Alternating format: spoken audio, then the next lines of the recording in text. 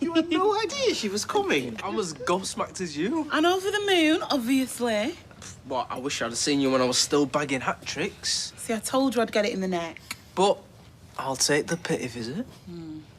So what have the club said? This came this morning. Oh, that's good. Well, in writing, told you. But it's not the full amount.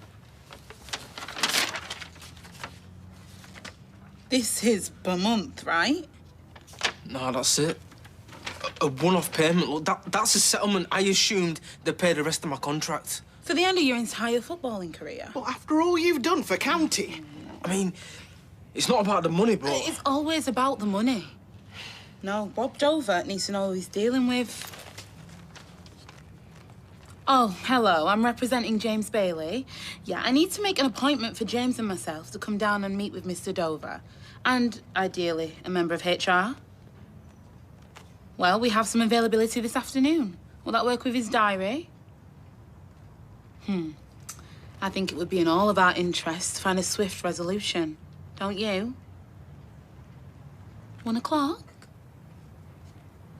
We can make one work. Thank you. What was your name?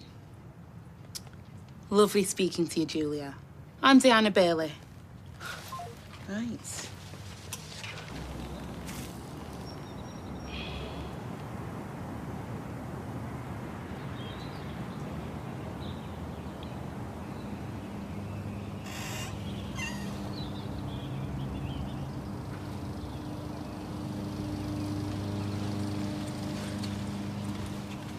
James, ready for us?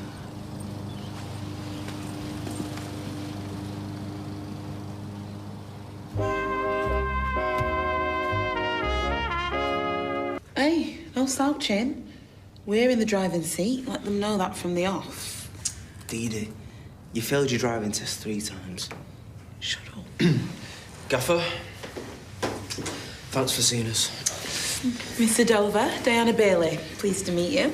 This is the sister. Diana, Chief Executive, Alan Earl. Let me spell out where we stand. As a club, we're deeply saddened to lose James. He's been a good kid. We had high hopes for him.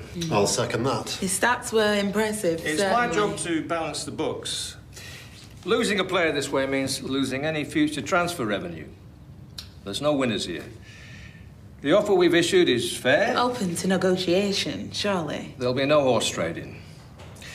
We withdrew his new contract on health grounds. Yeah, I saw that in your letter. What I couldn't see was a second medical opinion. There isn't one. Well, English Football League guidelines do advise... No, it's pretty clear-cut. I couldn't have it on my conscience to select him in the squad. I'm sorry to state it so boldly, but you did agree with us. James had the rest of the season left on his contract, but he chose to retire. All the same, if the EFL guidelines state... We play with a straight bat here. No offence. None taken. We want to part company on good terms. But the truth is, James was in breach of contract before he collapsed. What? Unauthorised appearance for another squad. I'm counted through and through. You ran out in a 5-a-side game. A charity match. Are you kidding me? Page 2, section 1 of the player's contract. Got it. It can be grounds for dismissal. Because of our history, James's previous good conduct, we didn't want to go there. This wasn't just good conduct, it was exemplary. I mean, not a late mark, not a single day's training missed. It was a favour. A fundraiser. You heard me talking about the charity. Did James clear it with you, in writing? I don't remember any conversation. I wasn't even meant to be playing. I was coaching.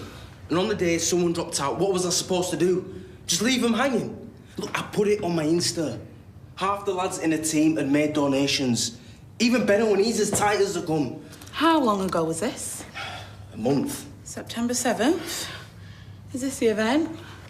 Posted on County's official club website. Yep, that's it. Oh, it's the end of September. Over 3 weeks and no action has been taken to reprimand James. Well, we've got a new press officer, so... He should have cleared the pictures. This feels like tacit approval to me. James's work in the community proves that not all footballers are pampered and out of touch. It reflects well on the club, wouldn't you agree? Well, He was the first professional football player to come out in the history of the Football League. I mean, it was huge. The publicity reached us in our LA office. and the club was hugely supportive. I personally backed him all the way. You had your rainbow laces on, all right? County gained publicity and credibility, and not just during Pride. You wore him like a badge. Steady on. You set up sponsorship deals after James came out, did you not? Okay. We can't go there. So we're not just talking about future transfer losses. You made commercial gains too. Don't big up his part. Ask yourselves, how will this play out? Dropping such a valuable player without any acknowledgement to the positive attention he's brought to the club. It's there, in the settlement. The settlement is derisory. Couldn't get a corporate box for that. There is an alternative, of course. Nothing's been signed, and you said it yourself. James still has the rest of the season to see out his contract. So what's to stop him sitting this one out, spending his time on the bench, signing autographs to impress? He'd have to express his frustrations, of course. That sounds like a threat. Well, our starting figure for a severance package. I wouldn't get that if I collapsed on the job. You would if you had me representing you. Come on. Bottom line, we want to find a swift resolution, but we will litigate if we have to. My work, number and email. You deal with me directly from now on, not James. I'll expect a revised offer from the club within 24 hours.